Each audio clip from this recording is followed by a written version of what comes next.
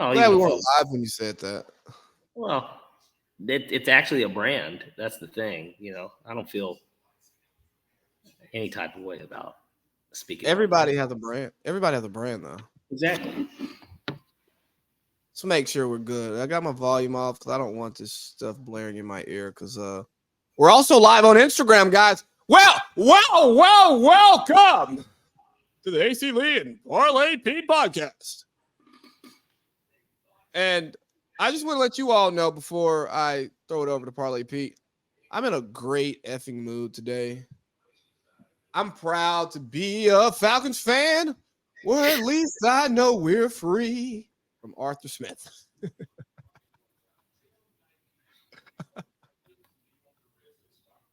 Why do I feel like I'm sitting here? I don't know if you've seen any of the memes or not. It's been more of a Twitter thing, but like the memes about AJ Hawk on the Pat McAfee show, and then they like show him like, but he's always like just making these faces. I feel like that's me, like when you're talking, but it's like I don't know when I need to interject on what it is that you're saying, because it's like it wasn't like like we're like, Parlay Pete, how are we doing today?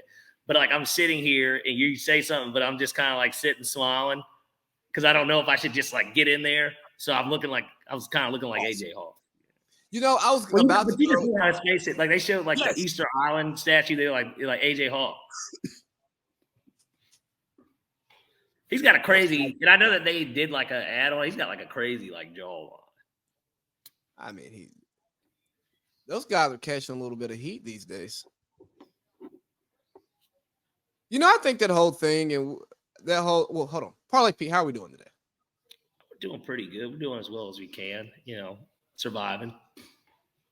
Hey, some people can't say that. I went to the grocery store today. There was a junkie outside. Really? Yeah. Oh, yeah. Doing what? Loitering? Yeah, loitering, asking for money. Making people uncomfortable.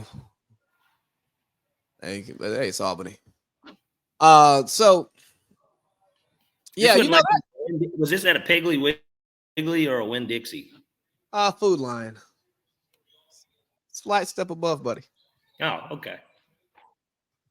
Okay. Hey, I had to ask. I haven't seen a Winn-Dixie in years, but we do have a Piggly Wiggly here in Albany.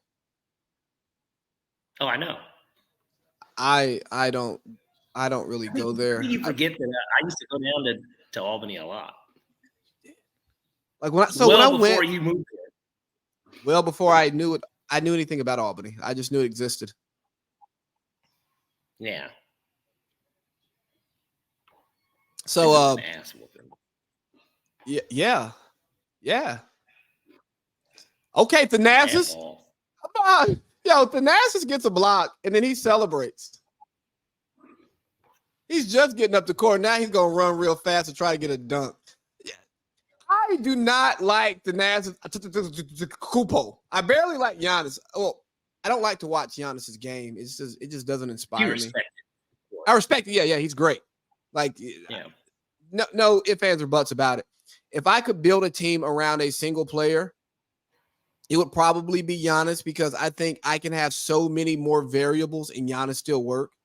You remember those teams that LeBron was dragging at the end of the Cleveland run to the finals because it's like, hey, LeBron and guys who can shoot sometimes? What do you think was worse, those teams or the team? And I know we got so much more we got to get into, but just quick question. What was worse, the teams he was dragging on the latter end or the initial end? And I'm talking, when I say the initial end, I mean 07. Those playoff. Well, yeah, you could say the NBA Finals team too, but even the years before that, when they were beating Gill in the first round, those. But when Boobie Gibson and Big Z were all he really did have to like rely on. I think the teams on the latter end were worse, but here's why. We knew what LeBron was, and he was in like full form. I think Cleveland LeBron a second time was the best LeBron. He still was more athletic than everybody else. You gonna say Miami? Yeah, he could shoot better in Cleveland.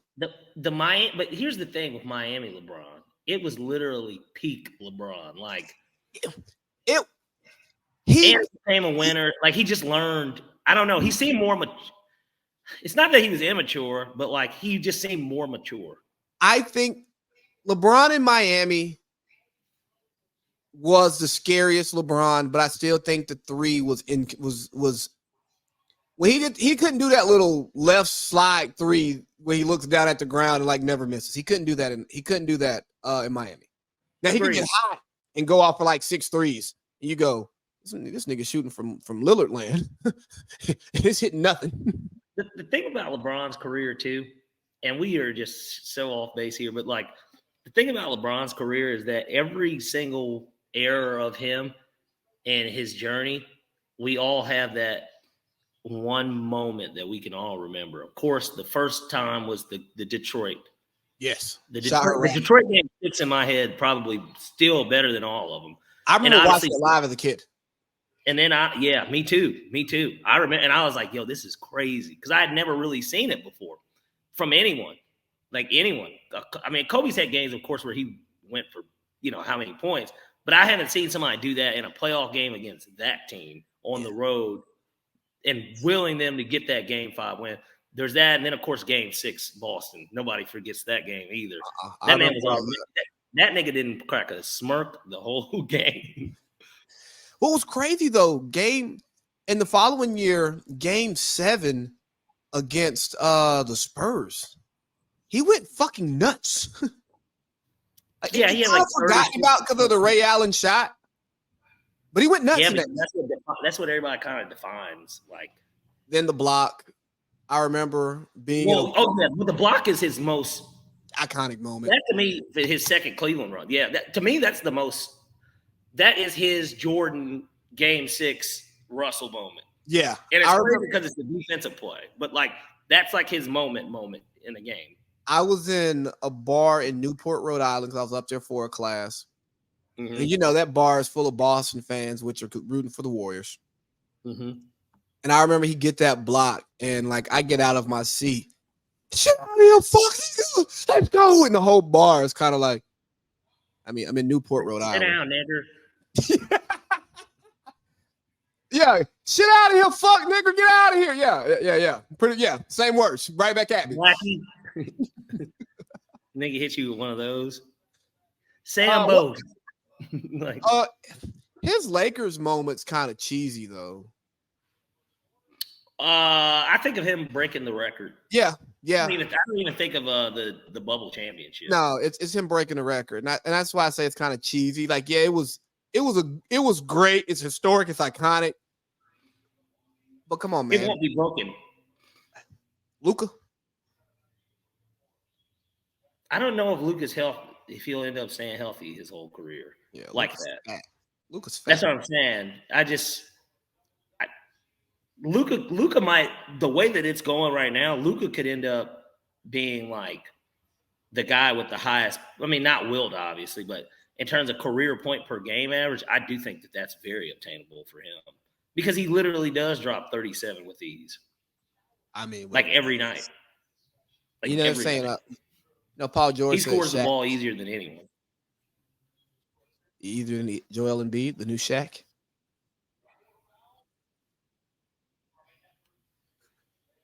Nah. Shaq didn't like that. Hey, man. I don't look at him that way. I don't think he's as dominant as Shaq. Shaq looked different, but we're not here to talk basketball. Not at all. That's what we're doing. We're going to run the piss out of football.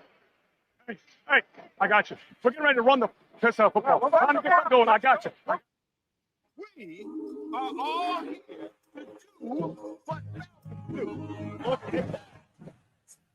Hey, when Jameis Winston came to the huddle, you know what the hell he told them when Coach said victory formation? What's that? That's what we're doing. We're going to run the piss out of football. Hey, I got you. We're getting ready to run the piss out of football. Trying to get that going. I got you.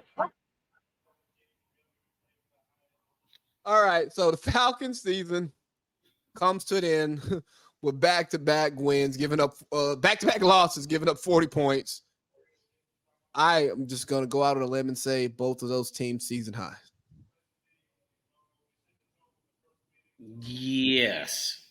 Yeah. Largest margin of defeat Most points given up. It was also the most points the Saints have ever scored in a Falcon Saints game. Jesus. Breeze couldn't even do that. We let Carter. I know, right? Wouldn't you have thought that like maybe one of the Drew Brees teams did it, or like maybe like back in the day, like when the Falcons were an expansion team? No, man. So, there's so many places to go. Obviously, Arthur Smith, first coach fired, 12:01 a.m. Hey, man, don't even bring that key. Hey, don't come back here after this meeting. Pack it up. That key card does not work once you walk out of these doors after midnight, buddy. So if you forget something, basically, hey, we don't need you to come back in the morning at 7:40 for the presser. Just go ahead and clean up your stuff tonight. Or actually, better yet, we already had somebody come in and we had them FedEx it to your house. Yeah. The label was actually already created. They said that it was on the house.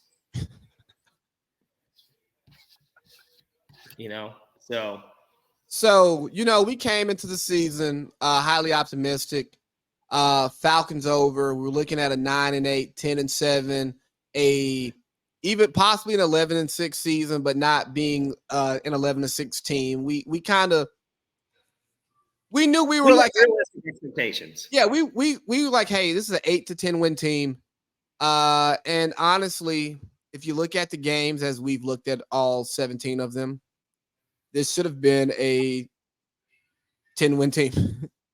Yeah. So I think we were right in our analysis. You look at the Carolina game that we lost 7-9. We look at the Tampa Bay game that we lost at home where Mike Evans didn't show up.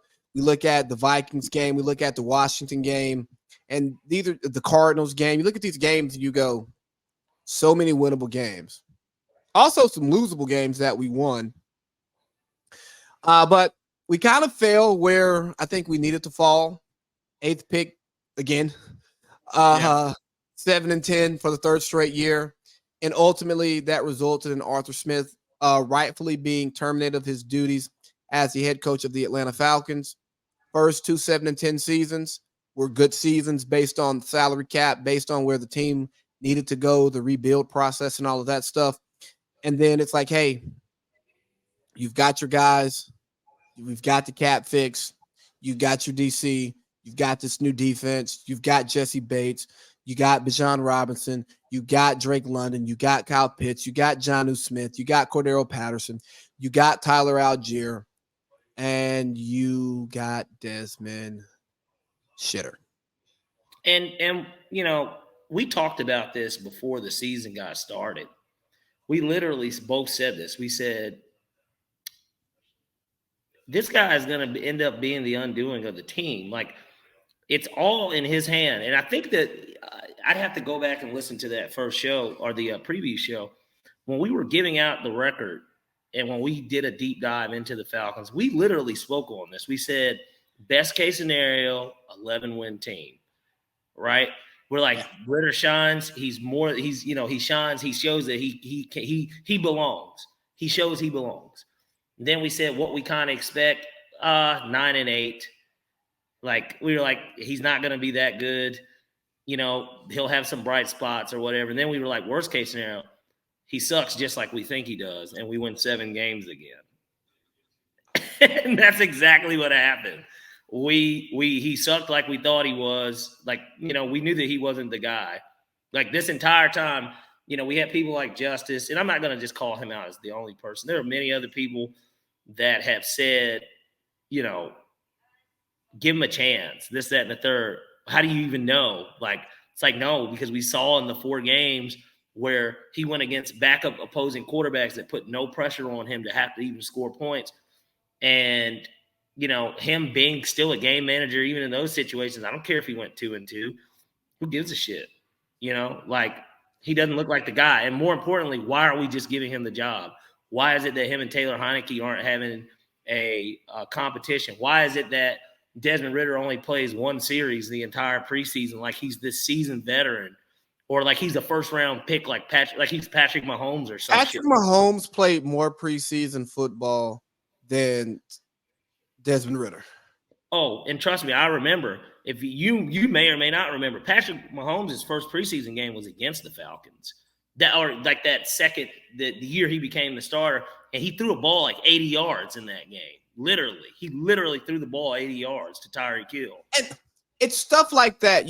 Some could say that Patrick Mahomes maybe should have started year one because he was showing the flashes in practice. He gets in that Denver game, and you say, oh, Alex Smith is out of a job next year.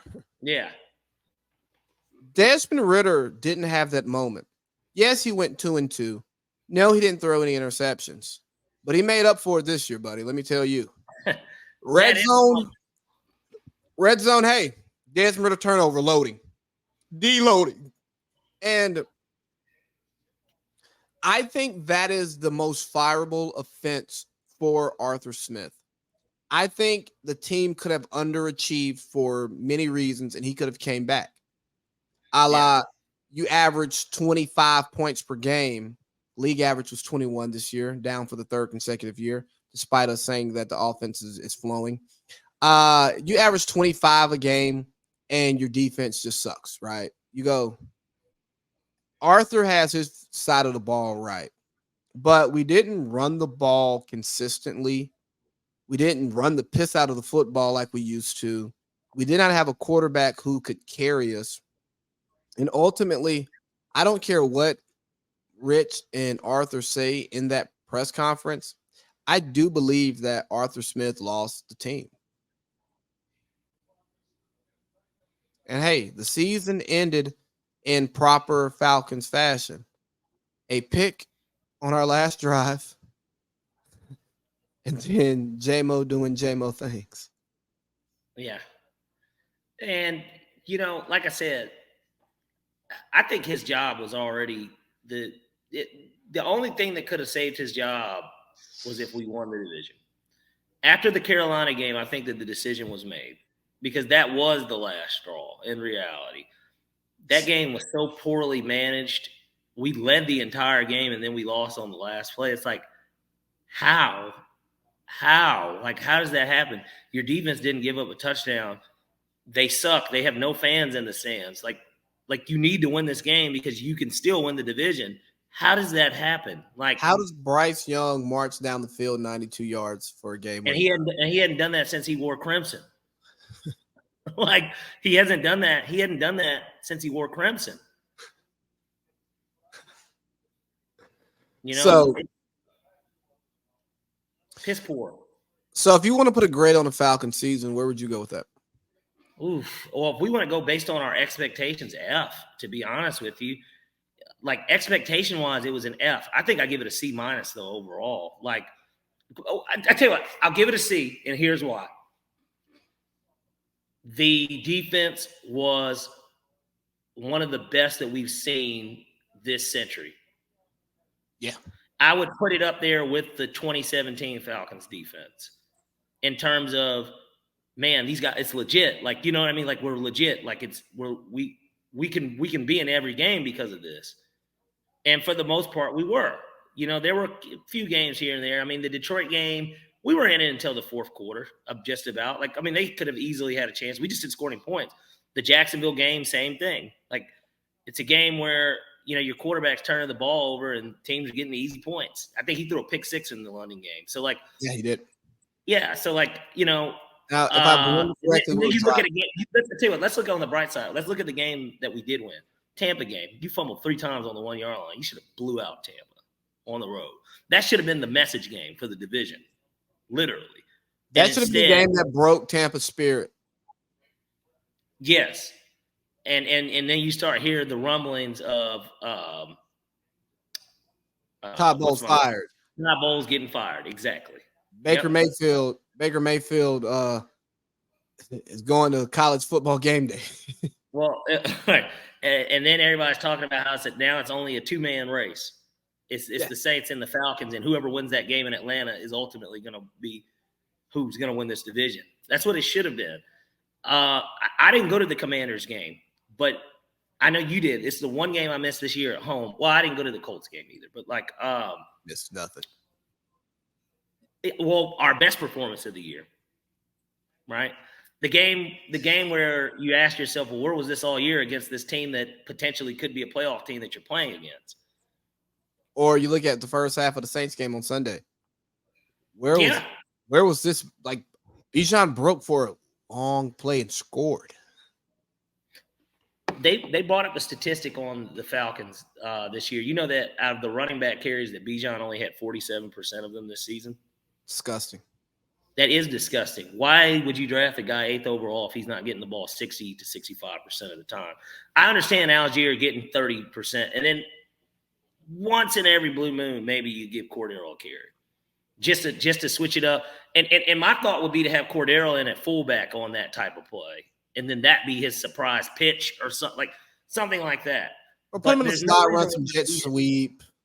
Yeah, there's no reason. Yeah, exactly. He's lined up in the slot or something, and he comes around and gets it. Like, yeah, he had 20 carries this year. They were all impactful carries. It's not what happened. No, because the idea of drafting a running back in the first round is you don't really want to pay him that second contract because you're paying him an ass load in contract one, so you run him into the dirt like the Cowboys did Zeke. Granted, he was so good that he still got paid. But you run him into the dirt, and in year 2 of that second contract, you go, hey, man, this guy's damaged goods. Get him out of here, Yeah. But I'll give the season a C. Maybe a C+, because I do think that moving forward, we have clarity. We know that Drake London is a legitimate number 1 receiver. His stats don't back it up because I think the quarterback play has been awful. I think the play calling has been awful. And it didn't really show what he could do, but he had 1 drop all year. The ball came his way. He's catching it or it's pass interference. Like he showed that, like, hey, nah, he's the guy. Bijan showed flash. It's like, hey, I'm him. Kyle Pitts was like, hey, man, if you throw me the ball, I will make a play. Just got to throw it. I'll make the play if you throw me the fucking ball. Yeah. Jonnu Smith, really good tight end too. Yeah, I thought solid tight end too. We saw that we have good weapons. We saw that we have a top 10 defense. And we have the best safety in the NFL. Yes, easily. A guy who what should have been a dark horse, which we know that they don't get the award, but should have been a dark horse DPOY candidate. Exactly. So now we fired our coach. We've got rid of one problem. The biggest problem. And we know problem number 2 is right there. It's going out with that regime. We're going to replace our quarterback. So we've isolated our problems and we've removed those problems. So that's why I'll give the season a C+. And we still have cap room, which sets up for a beautiful thing for the next coach. And there's rumblings about who that next coach will be. So do you want to discuss anything from the press conference or go straight into who you think the next coach will be?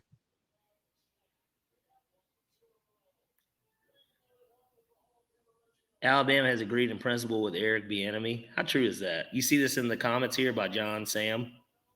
No, I can't even see the comments right now. What? Alabama beat reporter. The reporter Eric Bieniemy has. What? I don't believe that, but I don't know. You almost got to get on Twitter. Hope this isn't a troll job, but yeah, me neither. John Sam, who are your sources, man? Well, he says Alabama beat reporters, but I just don't believe that. That'd be odd. Well, that'd be left field as shit. What would make them think that? I don't think that's true. There's no way that's true. That sounds like a rumor at best. Yeah, I'm not seeing anything. Oh, I am seeing something on Twitter. I'm here. Eric Bieniemy has been ordering. No, never mind. Well, it says I'm here. Eric Bieniemy has seen order messy fries from Quick Grills. Quick Grill something in Alabama, or in Tuscaloosa. I'm looking it up on map. Regardless, here we're gonna get to Alabama. Let's do this. Quick Grill is a spot in Tuscaloosa. But if he hadn't been fired as Washington's coach, he could be down. I don't know. Anyways, let's get back to what we were talking about, Falcons football and the potential opening. Who do you see as being the best fit for the job, and then who do you want to be the coach? Because they're not mutually exclusive. There might be somebody that you think is the best fit that you don't think we're going to get, but then who do you think we are going to get? I think the best fit for the job is Jim Harbaugh. And the reason why I think Jim Harbaugh is the best fit for the job is we have a good draft pick. He has loads and loads of intel on guys coming into the draft because he's recruited these guys, he's coached these guys, he's coached against these guys. So that's a 3-year advantage I think we have in the front office department, because I also think that Terry's ass is grass. It would give us an offensive coach, but an offensive coach that believes in playing complete football, all 3 phases of the game, and is a physical coach who believes in the run game and winning off of play action. And I do think that can still work in the NFL, the 49ers, right? So I think that would be the best fit. Okay. Now, the coach that I want is Bill Belichick. And here's why I want Bill Belichick. Because, again, he utilizes 3 phases of football. We have the most accurate kicker in NFL history, or he was the most accurate kicker at one point in the season. He may have dropped to number 2 again behind Justin Tucker. We have a top 10 defense. We have weapons. Scoring and yards. Right. Now, I don't know. That last game might have put us over, but entering the last game of the season, we were top 10 in both categories. We have offensive weapons. There are veteran quarterbacks available with us at 8. We're in a great place to sit back and grab a quarterback if we want, or we can jump up to get a quarterback. Or we can jump up because, hey, the Cardinals don't need a quarterback. Or if you do grab one of those veteran quarterbacks, you could take one of these guys that's got promise in the second round, like a Cam Ward. I like Cam Ward. He's somebody I like. Some people, think Bo Nix maybe is somebody that you maybe want to take a look at. Hell, if it were to be a Harbaugh, JJ might fall to the second round at this point. Yeah. Because to me, it seems like for the quarterback situation, there's 4 guys that everybody's focused on. Now, I will tell you, I think it will be ironic. I think it will be funny, and I wouldn't be mad at this if we get a Pete and Russ reunion in Atlanta. I just think that sells. Pete, Russ reunite in Atlanta, and it starts. We get a little purple rain in the city.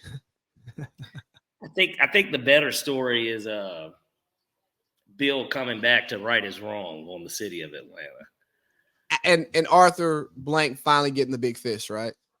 Because we talked about him pre-production. We went after Joe Gibbs, didn't get him. We went after Parcells, we didn't get him. But Arthur finally lands his big fish. And hey, Bill goes to the NFC South to get Super Bowl number 8, break the record. And then it's like, oh, yeah, I can do without Tom. Yeah. I'll tell you who I'm not interested in. And I could do it in the same division that Tom went to go do it in. Exactly. You know who I'm not very interested in, even though I think he's a really good coach?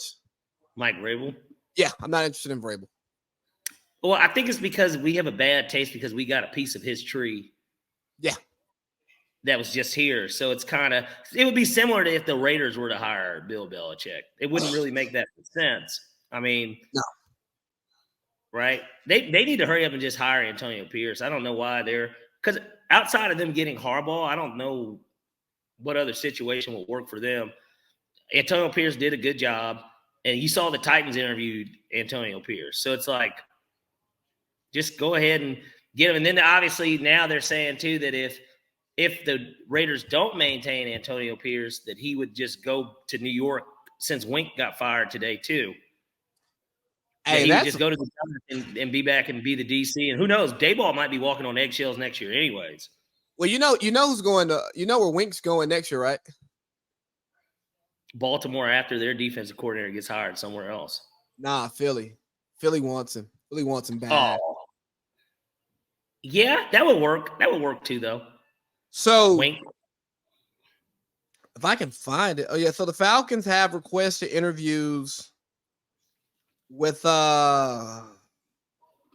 You know what that's about, though. yeah, Anthony Weaver. Yeah, oh yeah, that's really real. Anthony Weaver, the D-line coach, an associate head coach from Baltimore. I don't want a line coach. Yeah. And I think there was one more I missed. I guess not. Who, I'm Wink? surprised they didn't request to interview Raheem. Steve Wilkes.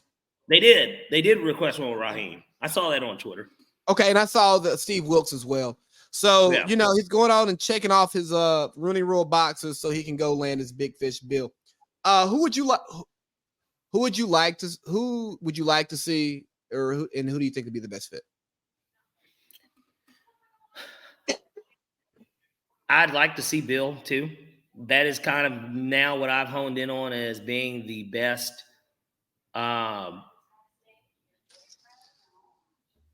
case scenario is that we do get Bill Belichick. Not every day does the quote unquote best coach in NFL history become available. I think that long term it doesn't work out, of course, but that's even more of what it is. I think Arthur Blank wants too. He doesn't want it to be long term. He wants to win right now because he knows that he's getting older too. So the thought would be, man, we got a 4 to 5 year stretch here of where we need to win this thing. And the 5 might even be pushing it. Really, the next 3 years, we need to win a Super Bowl. So, and I think he thinks that the team has the talent to do it, right? And so you're not in cap hell. Like you said, you got a top 10 defense. You've got 2 dynamic running backs. You got a good receiver. You can grab another one. You got a tight end that's supposed to be the generational tight end. It's set up for a guy like Bill Belichick to come in here and, bring his culture to what's been a losing franchise and show them what winning is like, And so that's who I want. Best fit. I don't even know if Jim Harbaugh is necessarily the best fit. I know that was your best fit pick. Best fit. If you want to talk about the coach, I think that everybody would want. It's not somebody that's available, but who, Mike Tomlin? Nah, Kirby Smart. But I think Kirby Smart would be the best fit. But what that would do to invigorate our white fan base? They'd be mad he was leaving Georgia too, though, at the same time. But they couldn't be mad at him for long because they're like, well, he did bring us this, and maybe he just wants to coach in the league. And for what it's worth, he could always go back. He can go back to Georgia whenever he wants. But he's never going to leave Georgia. I think we've already expressed that we think that he's the next Joe Pa, Bobby Bowden type situation where he's there for 30, 40 years. Yeah, without the scandals. Right. All right, so that's kind of where we land with the coaches. Let's talk about this press conference as we close out this Falcon segment. Where do we begin? No Terry Fontenot. I think that's a great starting point. Well, it's pretty important considering it's the exit interview, you could say, and also the press conference to talk about, the coach being gone. And granted, Terry had nothing to do with them hiring Arthur Smith, for what it's worth.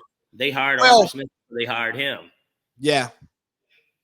So he didn't have anything to do with Arthur Smith being there. That's who they chose him to work with.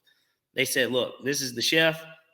They're like, you get the chef his groceries, he cooks, and we have a delicious meal.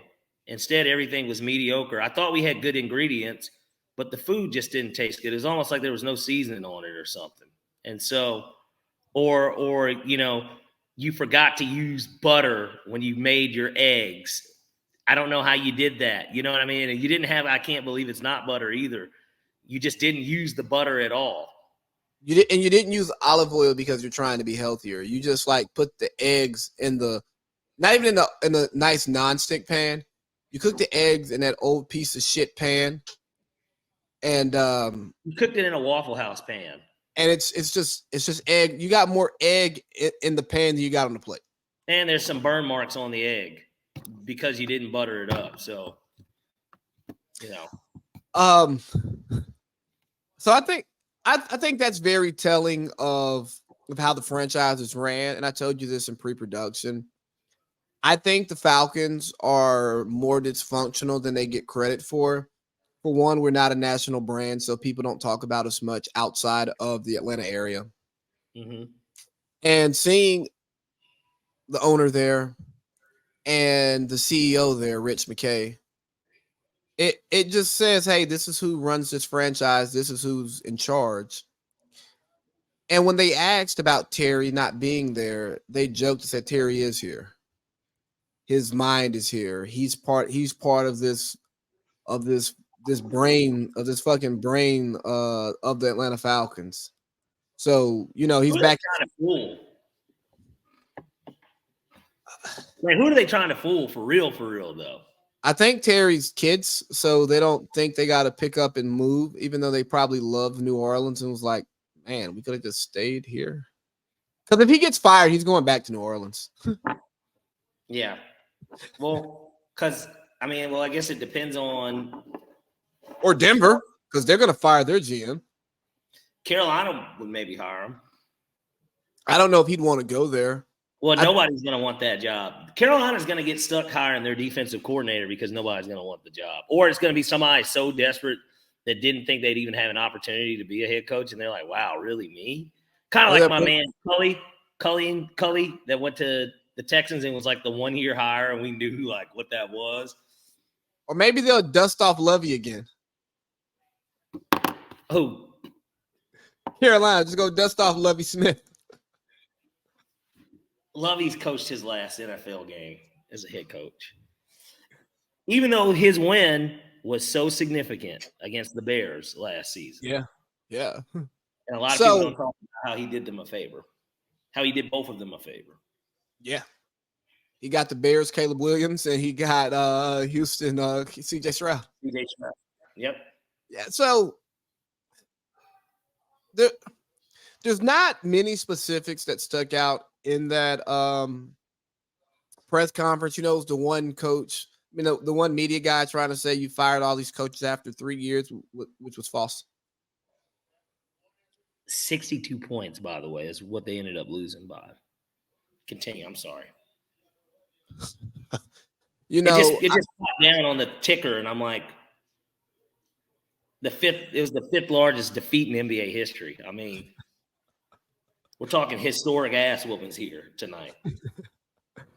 The Falcons have done a good job of giving coaches opportunities to win, but if you look at you got Bobby Petrino, who they did not have nice words to say about. And then you have Arthur Smith. Well, Arthur Smith didn't get to the playoffs, so he didn't get to buy himself another 2 years. No. Dan Quinn, 2 playoff appearances and a Super Bowl appearance. He bought himself a second contract to get fired. Mike Smith bought himself a second contract, third contract to get fired. Why? Winningest coach in franchise history, which says a lot. Multiple winning seasons. First 5 seasons were winning seasons, and 4 playoff appearances in the 5 years. The 1 year we didn't make it when we went 9-7, Matt Ryan missed 2 games that year. We never had back-to-back. We had never had back-to-back winning seasons. I know, in franchise history. Jim Moore got us to the playoffs once. Only once. Yeah, but the point is he got us there, right? NFC Championship berth. Yeah. And Arthur didn't even get us there. So trying to make it seem like there's been instability at the head coaching position isn't it. But the question that I felt like he wanted to ask was, with all the different changes, the GMs in, GMs out, head coaches in, head coaches out, only 2 people remain. Is that where the problem lies? Obviously, the owner is not selling the team because they're not performing up to standard because he still gets paid. Mm-hmm. But is your CEO the problem? I think that was the real question. But you can't ask that question. You're going to get your credentials pulled. That is the real question. And I understood what the reporter was trying to ask. I think that he made a good point. But he also didn't have his facts together because of what he even said in the question. So that's why I can't take him serious. because it wasn't like one of those jumbled up things. He said that none of the guys had made it past 3 years when literally the last two had made it past 3 years. Dan Quinn got fired in year 5.5, damn near. Not even 5.5, 5.25 maybe. And Arthur obviously Smith, not Arthur Smith. He would, and Dan would have got 6 years, but they were trying to get ahead on the coaching search. Exactly. So he didn't. I don't know. I thought that the way that he kind of came at it was wrong because he didn't even fact check his question. So, and it's not I understood what he was trying to ask. Like I'm with him. I'm a fan.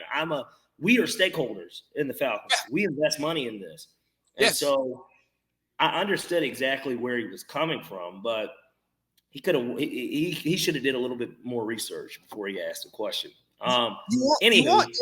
You want independent contractors like ourselves who are invested in the Falcons probably for the rest of our Georgia living lives to say, hey, man, you've thought about getting rid of Rich. It's a legit question, but, Sims and Florio did kind of a deep dive into it too. And they said that, McKay's got the cushiest job in the NFL. He's the head of the competition committee.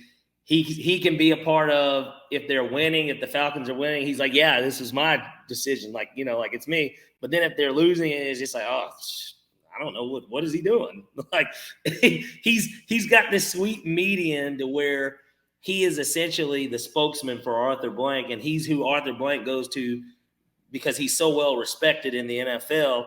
That's why he's the head of the competition committee. He has won a Super Bowl as a GM. His father was in the NFL for so long. He's got this cachet with Arthur Blank. And, in some cases, some people might think it's blackmailing and maybe he's got pictures. We don't know. Maybe he knows something that we don't know. But at the end of the day, he's been picked, hand-selected by Arthur Blank himself as his right-hand man when it comes to Falcons, whether it's on the business side or the football side. He's pretty much the guy he gets to run his show. And he's the vice president, Correct. Nothing's ever his fault, but he can take credit for everything, Yes.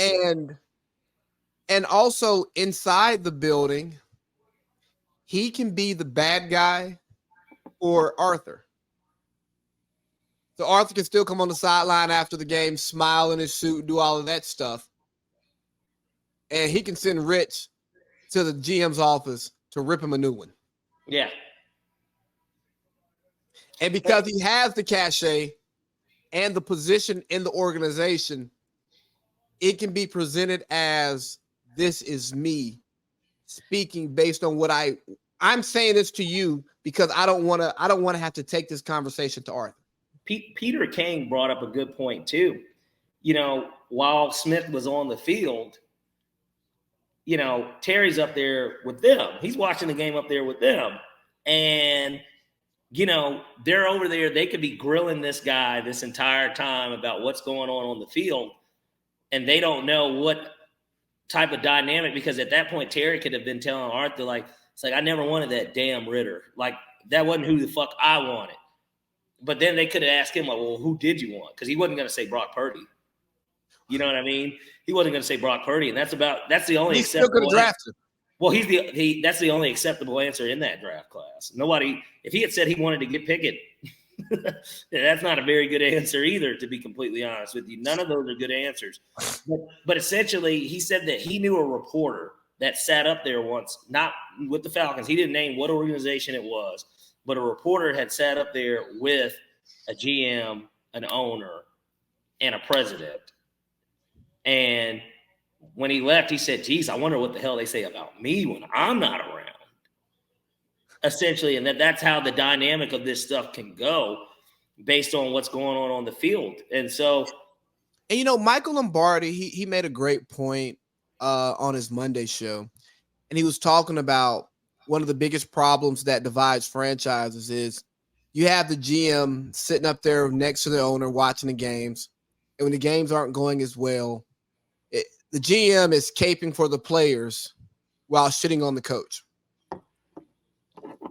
And I think that you have a GM in Atlanta trying to stay in good favor of Rich McKay. I think if you're in favor of Rich McKay, you're good.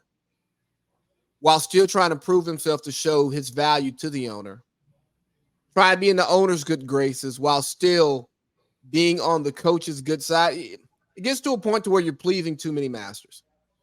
Despite Dallas's lack of playoff success, it's really only one person you got to keep happy. And that's the president, the CEO, the owner, and the GM. Exactly. One man. Jera, by God Jones. Yep. Jera Standard Jones. And let me tell you, too, and I had to bring this up, a buddy of mine, Alex Jarreet, shout outs to Jarreet.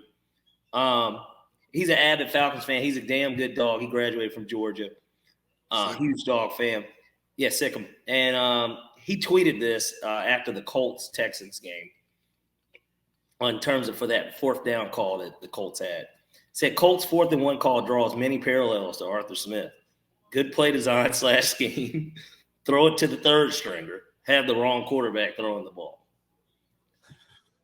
He got like 80 likes on it, and he's only got like 400 followers on Twitter. So, that's not going viral or anything, but everybody basically saw it and said, you know what? He makes a damn good point.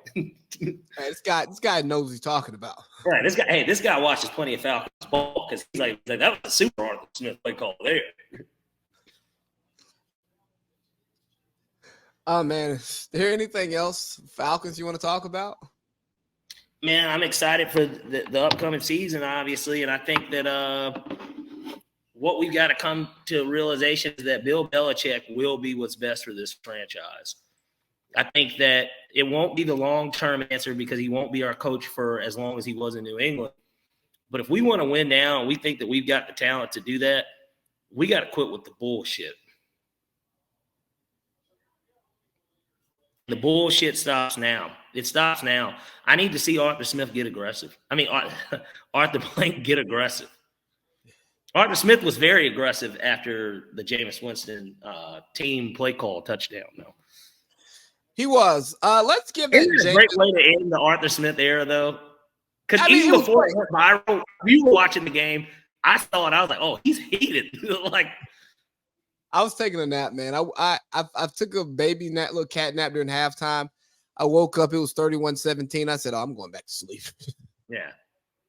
Yeah, like I said earlier, Jameis Winston came out there. He was like, Guys, this is what we're doing. We're going to run this. And essentially, Arthur Blank said, You're fired. You're fired. You're fired. You're fired. He was already fired. Like I said, I think the Carolina game, he was fired. Yeah, but hey, let's talk. Somehow magically won the division. Let's talk about this Jameis play. It got a lot of attention. Most notably, Shannon Sharp, as they call him. Mm-hmm. He went in. He's like, if I'm on that team, I'm jumping off sides on that play. Because that is in direct defiance of the coach. That is not winning football. And he further went to explain, like, hey, this is why Jameis Winston isn't a starter in the NFL. Maybe this is why Baker Mayfield and Tom Brady took pretty much the same weapons you had and won divisions, won Super Bowl, because the mindset is not there. The maturity is not there. The true leadership's not there. And I think, he gets a lot of credit for having the pulse of the locker room and doing what the locker room wanted, maybe. But part of being a leader is not always going with the crowd and doing what the crowd wants. It's doing what's best for the organization that you are there leading. And if Dennis Allen, who is the coach of that team, says, hey, we're gonna get in victory formation, well, you should be, if you are a leader of that team, at that point, I think that you should be aligned with the top dog in the organization. Mm-hmm. Now, if you disagree with the top dog, there are times and places for conversations. Yeah. This was not a close game where, you're like, hey, coach, I think we should kick it and let the defense win the game for us. We're up 4 points. They got to get a touchdown. We pin them deep. They score a touchdown. They deserve to win. Let's not go for it on 4th down. Or, hey, coach, we've been killing them on this play. It's worked every single time. I know you want to punt it. I know you want to kick the field goal, but I say we push it and we go for it. No, you are the third string quarterback. He's not the backup. He's the third string quarterback. Who's the backup? Taysom? Yeah. It's expressed by pay and by plays. Okay. You are the third string quarterback on this team. And no, the game's over. And to me, it's not about winning with class. This is a rivalry game. I don't care about that. It's not about, hey, we're on the 1 yard line. It doesn't really matter. The season's over. The game's won. It's not about that for me. It's not about that at all. It's about you as the quarterback are expected to be an extension of the head coach, the front office, and the ownership group. That is your expectation as the leader of the team. And you are supposed to be a shield. You're supposed to shield the locker room from the coaches, from the front office, and you're also supposed to shield the coaches in front office from the players. You are supposed to be that liaison. You are supposed to be the Suez Canal. Yes. When there's not war going on over there. That's who you're supposed to be. You're supposed to be this vital waterway that ensures that this team is functioning properly. And if you think about Jameis, his biggest issue is judgment. You know, the crab legs, I don't knock him for that. I think Buddy in the back said, hey, dog, you good. We got you. You J-Bo. Yeah, but the grab him by the pussy. But the grab him by the P word, if I were in that cafeteria, would I have laughed? Yes. But when you are the face of college football, didn't he win a Heisman?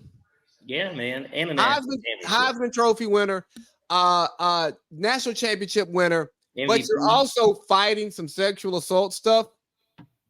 You probably shouldn't do that. When you throw for 5,000 yards, 33 interceptions, 33 touchdowns, 30 interceptions, hey, man, you got bad judgment. Throwing that many interceptions is bad judgment. Showing up to that restaurant in those cargo shorts and they wouldn't let you in, hey, big dog, it's bad judgment. Wearing your uniform when you know you're suspended and warming up. Bad judgment. Yeah.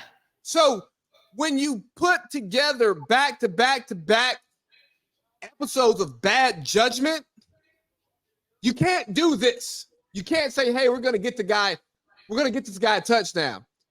Or if you're going to do it, line up in I formation. Don't line up in victory formation and run a play. That's where my issue came in. My issue came, nobody is mad if they lined up and they were trying to score the touchdown for Jamal. Do it then. But what you did is a hazard to the other players because then that starts to get into, health and safety of a player. If a guy knows that you're not going to be running that play, they're lax, they're not looking for it, but then a 300-pound man comes and bulldozes them, they could fall and snap their ankle, and then their season for next year's done. And let's just say that person didn't have a guaranteed contract. Oh, shit, now they're out of the job, all because of you wanting to get somebody a touchdown in victory formation. Yeah, man, it's just – that was Bush League. It was Bush League. It was Bush League, poor judgment, shows poor character. And again, if you got an I formation, if you got in shotgun, nobody would have been mad. I wouldn't have been mad. I wouldn't have said, oh, so now they just want to rub it in. No, I wouldn't have said that at all. It was already 42-17. It was rubbed in. Exactly. We got the point. Yeah. And, hey, we got the point when Derek Carr started looking like Drew Brees. Okay. Yeah. And you remember a few years back when Debo ran back that pick six on Drew Brees. He didn't have to do that. The game was over. Yeah. So I'm all about rubbing it in a rivalry game. I rub it in. You are NFL players. Fuck your feelings. Stop me. Yeah. Hey, we get paychecks after this game's over. Tomorrow morning, I get a fresh paycheck in my bank account. So if you want to embarrass somebody, that's fine. Because, film matters.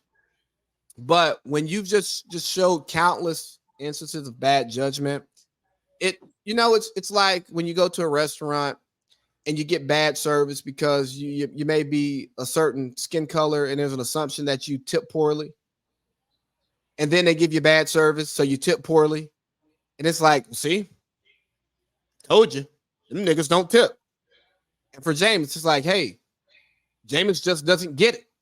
And then his explanation is just as entertaining as James is speaking on a microphone, he should probably do it less.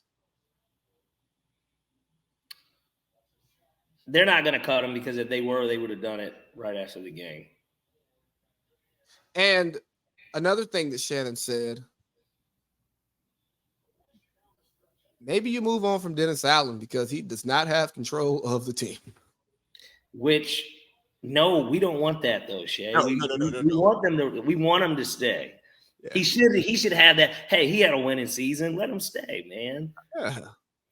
Yeah. Despite Derek Carr's terrible season, yeah, we need Dennis Allen in New Orleans. I think best for the city. He's about as important as Desmond Ridder has been to anyone the Falcons played this year. It's like, oh no, we need him to play. And like, guys, don't hit him too hard. Just hit the ball because he'll cough it up. Hey, don't hit him. Hit the ball. You can sack him. Do not give that man a concussion.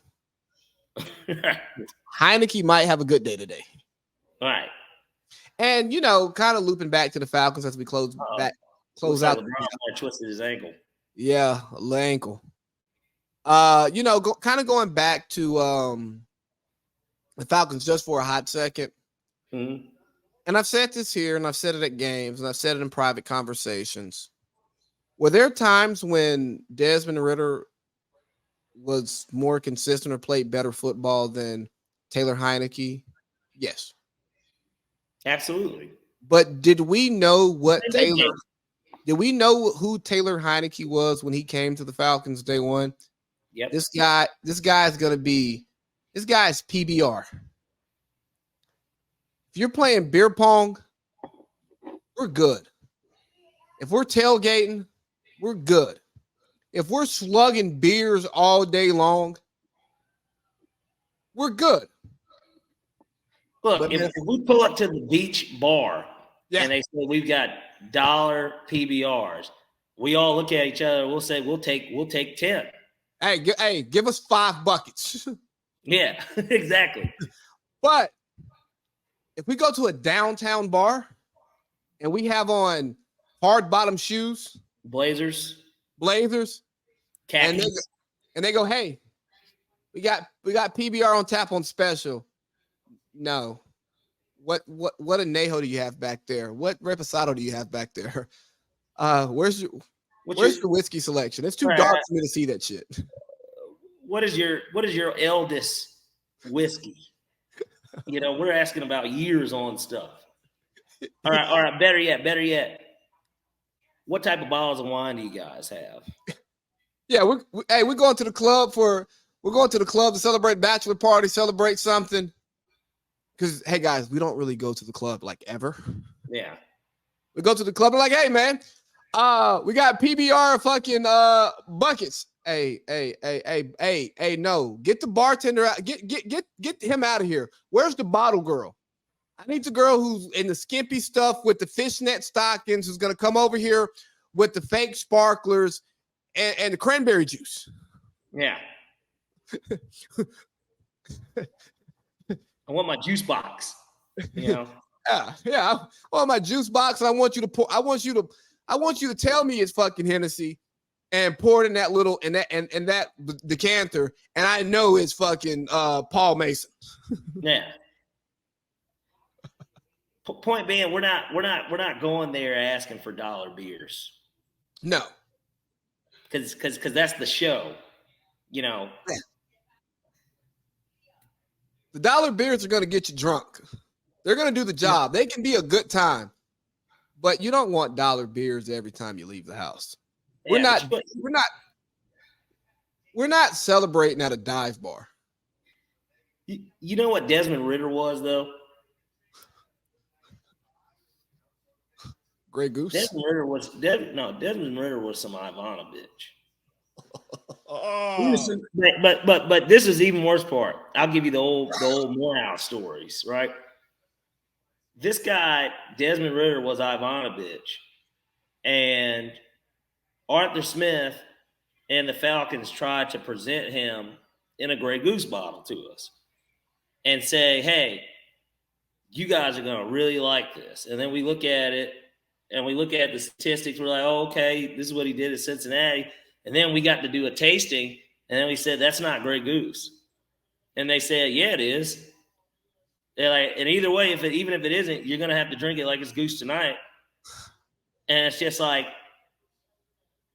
what do I look like to you? Do I look like some bitch? Like what is this? You know what I mean? What the fuck is this? You trying to hit me with the okey doke? I do the okey doke. well, right. At this point, I'm looking at it. It's just like, what did you spike it to? You know, like what did you put in this? Like, what are you trying to give me? Hey, nah, he's a vodka bitch in a Grey Goose bottle with a little bit of water. Yeah, even worse, right? He cuts it a little. But hey, guys, man, that's hour one.